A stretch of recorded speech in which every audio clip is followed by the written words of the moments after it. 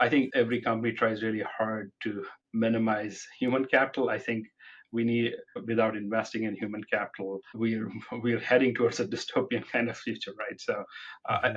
I think that the joy of seeing somebody grow from a fresh engineer to a thoughtful architect or a engineering leader has its own reward. So we try to create that environment in the company to see them flourish in that sense. Yeah, I think the grass is always greener on the other side. The problem with the SaaS companies, like you said, it probably took a very long time to really go to 15,000 monthly paying customers. And to support that, it's also going to require a lot of resources. But usually the perception is if you're running a SaaS company, that's much more sexy and profitable and enjoyable than running a service company, right? Because that's just the perception. But oftentimes, like you said, if your mission as an organization is to serve people, and that also means serving the people within and also the people on the other end, right, which is the customers, I guess you have a much more bigger mission than just make money and scale, right? Right. No, So I think, I think that's, yeah. I think money is incidental. I keep telling yeah. people it's good. It's nothing wrong in it. But I think if you have a broader mission of trying to make lives better, anything that comes along is a bonus.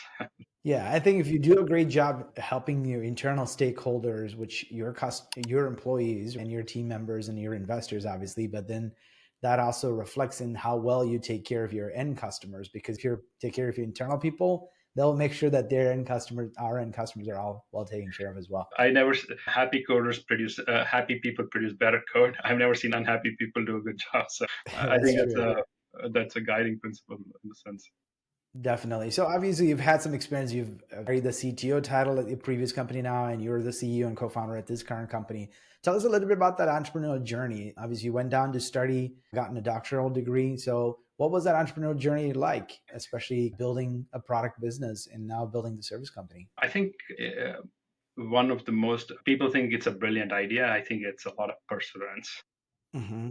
You do obviously want to find an idea, and sometimes you find terrible ideas, but then if you pivot and understand the market, and it becomes a great idea. So in the product world we live in, the product market fit, right? And that's what we talk about digital transformation for other companies as well, is what's your product market fit, who are your customers, what are you trying to do for them? So enterprises typically don't think like that.